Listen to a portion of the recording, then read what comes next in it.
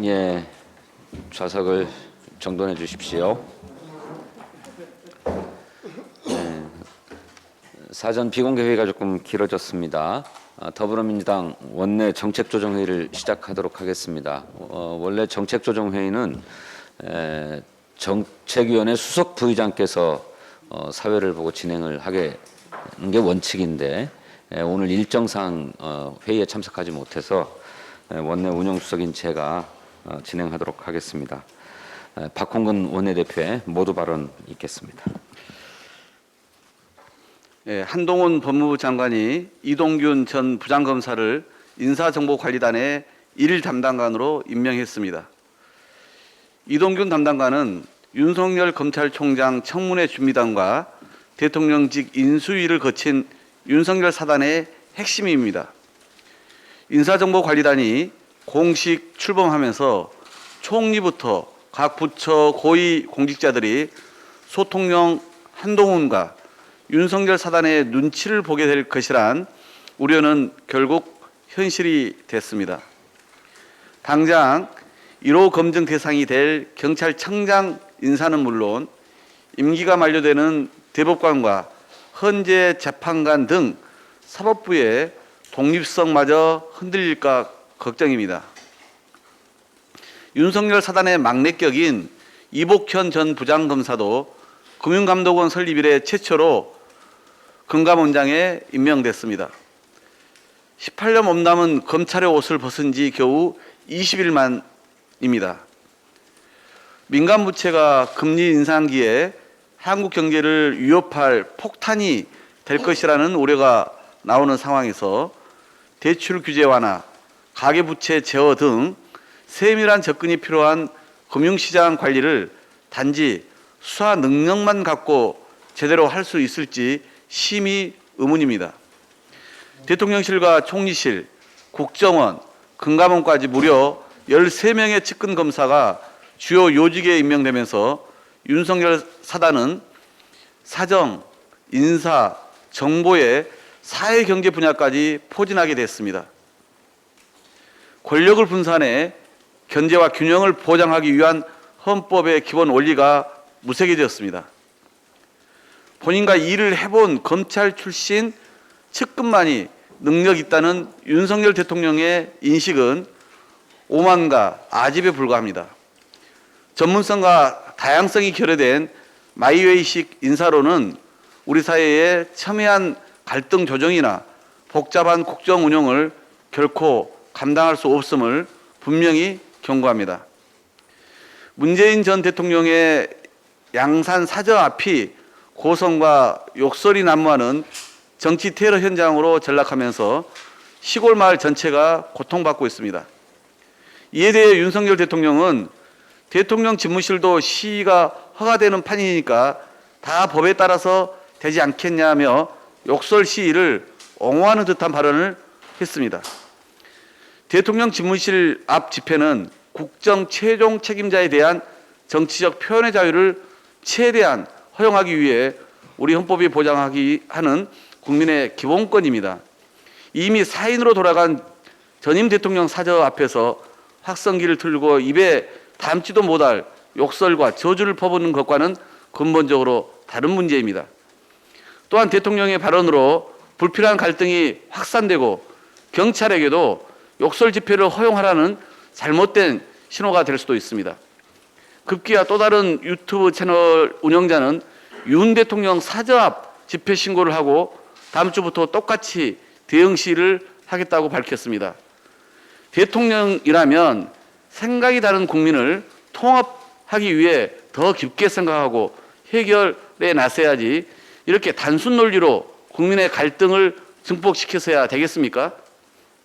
전직 대통령의 사저를 둘러싼 분열과 갈등으로 윤석열 정부의 국민통합과 협치에 대한 의지가 시험대에 올랐습니다. 현직이 나도 그러하니 전직도 감내하라는 윤 대통령의 인식은 취임사에서 그토록 강조했던 반지성주의를 그대로 용인하는 것입니다. 윤석열 대통령이 직접 나서 해결 방안을 모색해 줄 것을 촉구합니다. 부실검증, 불공정 인사로 점철됐던 윤석열 정부의 내각 인사 참사가 끝없이 이어지고 있습니다. 국민에게 실망과 상처만 남긴 김인철, 정호영 후보자의 후속 인사인 만큼 보다 철저한 검증으로 국민 눈높이에 맞는 인선을 했으리라 기대했습니다. 그런데 또다시 검증 패싱입니다. 김승희 보건복지부 장관 후보자는 막말과 혐오 정치 조장으로 국민께 문매를 맞았고 결국 공천에서조차 탈락한 인물입니다. 거기에 더해 심각한 이해충돌 논란, 본인과 딸 남동생의 갭투자, 모친 편법 증여 의혹, 정치자금법 위반 정황까지 부적격 사유가 꼬리에 꼬리를 물고 있습니다. 박순애 사회부총리 겸 교육부 장관 후보자는 교육 비전문가라는 전문성 부족 우려도 모자라 재탕 3탕을 넘어 4탕까지 한 자기 표절과 영구실적 부풀 얘기가 드러나 충격을 주고 있습니다. 그런데도 아무 문제가 없다는 인식까지 그 자체로 공직자로서 심각한 결격 사유에 해당됩니다. 면허 취소 수준의 만취 음주운전 전력은 입에 올리기도 민망할 지경입니다. 현장의 선생님들이 음주운전 전력이 있으면 교장도 될 수 없는데 만취 음주운전 전력자는 교육부 장관을 할 수 있는 것이냐고 묻고 있습니다.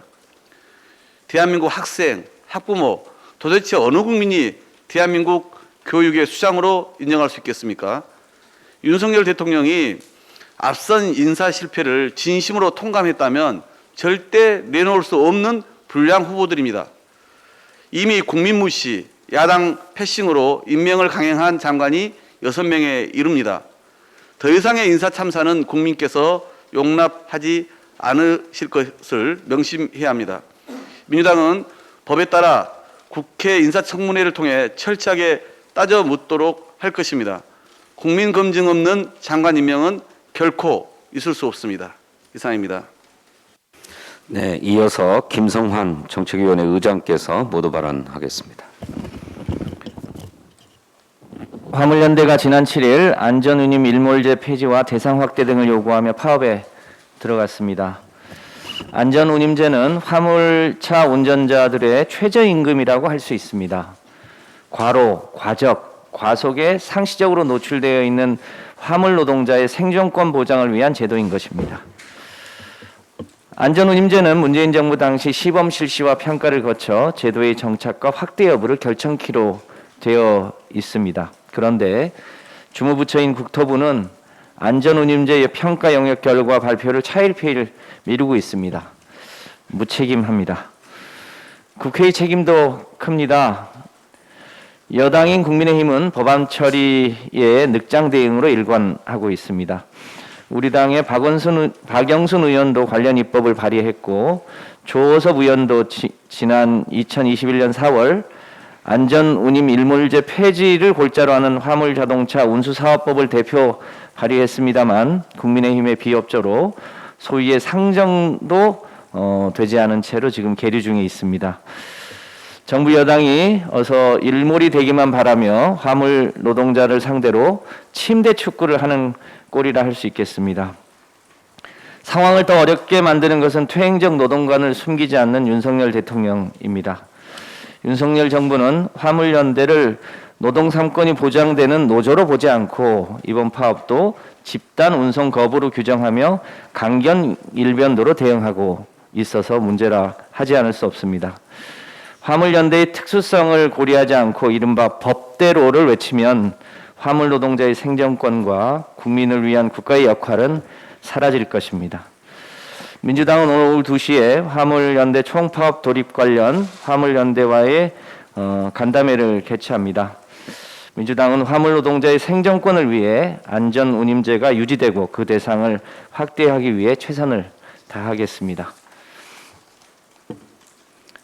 공사비 6억 8천만 원에 이르는 대통령 집무실 리모델링 공사가 수의계약으로 체결되었다고 합니다. 이 과정에서 선정된 업체의 자격과 능력에 논란이 제기되고 있습니다. 해당 업체는 작년 12월 1일 새로 등기된 신생업체로 지난해 기준 시공 능력 평가액은 3억 7천만 원, 기술 능력 평가액은 2억 5천만 원에 불과합니다. 시공 능력 평가액은 건설업법에 따라 건설업자가 도급받을 수 있는 건설공사 금액의 한도액을 의미합니다. 원칙적으로 이 건설업자는 이 금액의 한도를 벗어난 공사를 수행할 수 없는 것입니다. 심지어 해당 업체의 임직원 중 기술 자격을 갖춘 인력은 2명에 불과하고 그중 1명은 초급 기술자라고 합니다. 이런 업체가 어떻게 국가안보와 직결되는 대통령 집무실 공사를 수의계약으로 수주했는지 국민들은 의문을 가질 수밖에 없습니다. 세간에는 이 업체가 특정인과 연결된 업체가 아니냐는 의혹도 제기되고 있습니다. 국가 권력은 임기 중에 국민을 위해 봉사를 하는 곳이지 권력을 사유화하여 특정 개인의 이익을 취하는 공간이 절대로 아닙니다. 국민들은 지난 박근혜 정부 당시 비선 실세였던 최순실 씨가 대통령 권력을 이용하여 국정을 농단하고 각종 이권에 개입했던 사실을 잊지 않고 있습니다.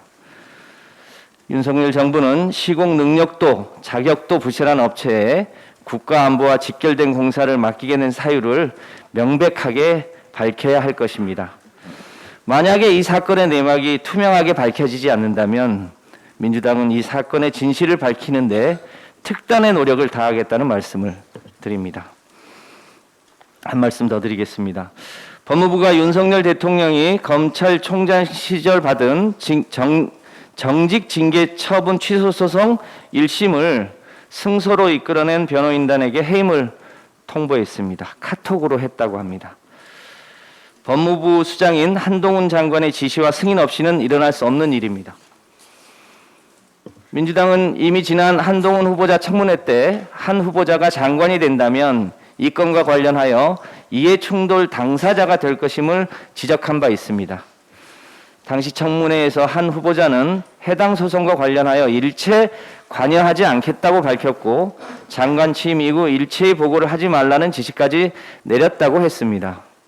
그러나 이번 변호사 일방적 해임 지시 통보로 결국 한 장관이 해당 사건에 대해 깊숙이 관여하고 있다고 볼 수밖에 없습니다. 윤석열 대통령이 검찰총장 시절 감찰 수사를 방해하고 재판부 사찰 문건을 작성 배포하여 정치적 중립을 훼손한 이유로 받은 정직 2개월의 징계 처분이 정당하다는 1심 판결은 온 국민이 다 알고 있는 사실입니다.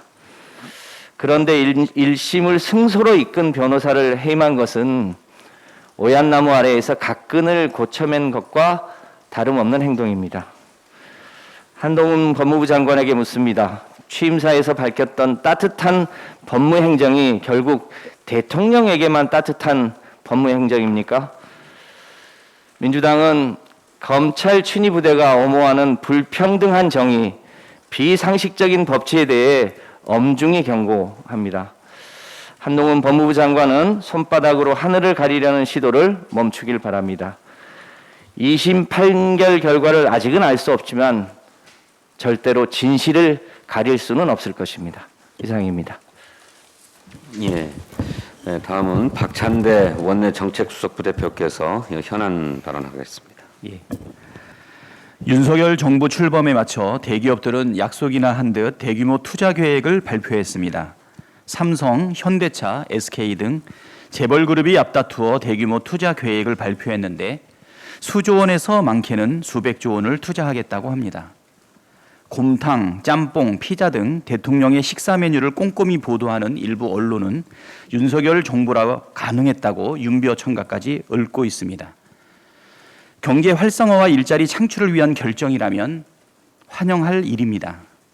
투자 계획이 잘 추진되도록 민주당도 꼼꼼히 챙겨보겠습니다.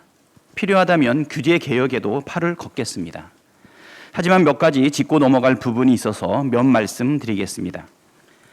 동학개미 열풍으로 상장법인 주식을 소유한 개인 투자자는 2018년 560만 명에서 2021년 1380만 명으로 급증했습니다. 삼성전자의 주주만 560만 명을 넘어섰습니다. 윤석열 대통령은 1000만 개미 투자자를 살리는 주식시장을 만들겠다고 공약했습니다. 그런데 내놓은 실행 방안이 우려스럽습니다. 증시 활성화도 좋지만 금융소득의 양극화 심화가 우려됩니다. 금융투자소득세 시행을 2년 유예하고 단계적으로 주식 양도세를 폐지한다고도 합니다. 양도세 과세 대상도 개별 종목 주식을 100억 원 이상 보유한 초고액 주식 보유자로 좁히겠다고 합니다. 과세 범위를 대폭 줄이겠다는 것인데 부자 감세가 되지 않을지 또 우려스럽습니다. 금융당국은 한국거래소에 대한 검사 권한을 적극 행사해야 합니다. 이번 대기업의 대규모 투자 계획은 개별 기업의 미래에 매우 중요한 결정사항입니다. 그룹이 선정한 핵심 사업에 막대한 투자를 하겠다고 했는데 구체적인 내용에 대해서 아는 사람은 없습니다. 회사의 중요한 의사결정은 시장에 미치는 영향이 크고 투자자들의 의사결정에 중대한 판단 근거가 됩니다. 영업비밀도 있지만 최소한의 투자 내용은 다수주주에게 적시에 알려져야 합니다. 자본시장법과 한국거래소의 유가증권시장 공시규정을 보면 한국거래소가 상장회사에 대한 풍문이나 보도 등 사실 여부 등에 대해 회사에 공식적으로 확인해 줄 것을 요청하는 권한도 가지고 있습니다. 삼성그룹을 비롯한 15개 대기업 집단이 밝힌 투자 계획은 여기에 해당됩니다. 단계적이라도 해당 기업들은 자신들이 밝힌 투자 계획에 대해 충분한 정보를 제공해야 합니다. 금융당국도 한국거래소가 제대로 된 역할을 하도록 안내해야 합니다. 금융위원장의 검사 권한을 적절하게 행사해야 합니다. 금융위원회는 투자자 보호 또는 건전한 거래 질서를 위해 필요하다고 인정되는 경우에는 거래소에 대해 그 업무와 재산에 대한 보고 또는 참고가 될 자료의 제출을 명하고 검사하게 할 수 있습니다. 한국거래소는 조회 공시를 요구하지 않은 이유를 밝히고 관련 회사들이 공시의 적정성 여부와 위반 여부에 대해서 조사해야 합니다. 정권이 바뀔 때마다 재벌은 대규모 투자 계획을 발표합니다. 이번도 그 연장선이라고 봅니다. 구태의연한 대규모 투자 계획 발표 퍼포먼스는 지양되어야 합니다. 실질적 계획이라면 2대, 3대 다른 주주와 소액 투자자를 비롯한 개미 투자자들에게도 알 수 있도록 적기에 공시해야 합니다. 그것이 공정한 금융시장의 초석이 됩니다. 기업들과 한국거래소의 노력이 필요합니다. 금융당국도 이를 견인해야 할 것입니다. 이상입니다. 네, 이어서 고민정 원내 부대표께서 현안에 관해서 발언하겠습니다. 북한의 7차 핵실험이 임박했다는 관측이 나오고 있습니다. 최근 잇따른 미사일 발사로 한반도에서의 긴장을 고조시키고 있는 북한이 7차 핵실험에 나선다면 한반도의 위기는 더욱 고조될 것입니다. 북한에 엄중히 경고합니다. 한반도의 평화를 위협하는 도발 행위를 즉각 중단할 것을 촉구합니다. 전쟁 위기를 고조시키는 퇴행이 아니라 멈춰선 평화의 시계를 다시 돌리기 위한 대화의 장으로 돌아와야 합니다. 한반도 문제만큼은 강한 안보를 기반으로 한 끊임없는 대화 노력, 투트랙 병행이 필요합니다. 무조건 전 정부를 부인하기 위한 행보는 한반도 평화에 아무런 도움이 되지 않습니다. 정부 여당이 국민의 생명과 안전을 지키기 위해 북한의 도발에 철통 같은 대비 태세를 유지하고 엄중한 대응을 하는 것은 필요한 일입니다. 그러나 정부는 말이 아니라 행동으로 보여주겠다며 엄포를 놓는 강대강 기조만 고집할 뿐입니다. 행동으로 보여준 그 다음은 무엇입니까? 한반도를 둘러싼 러시아, 중국, 미국, 일본 등 주변국들과의 힘의 균형을 맞추기 위한 어떤 노력을 하고 계십니까? 북한과의 대화를 이끌어내기 위한 어떤 전략을 갖고 계신지 전혀 보이질 않습니다. 김정은 위원장과 트럼프 대통령 사이에 펼친 설전과 강대강 대치, 그로 인한 한반도 전쟁 위기라는 악령이 다시 되살아나는 것 같습니다. 군사적 행동을 주거니 받거니 강대강 기조만 고집하면 결국 남는 것은 북한의 핵능력 고도화와 전쟁 위기 고조입니다. 한 번 윽박지르는 것은 쉽지만 평화를 유지하는 것은 어려운 법입니다. 신냉전 시대, 한반도가 동북아의 화약고가 돼서는 절대 안 됩니다. 부디 냉정하게 대처해 주실 것을 정부 여당에 간곡히 요청드립니다. 또한 북한도 핵실험을 즉각 중단하고 대화에 복귀해 줄 것을 다시 한번 촉구합니다.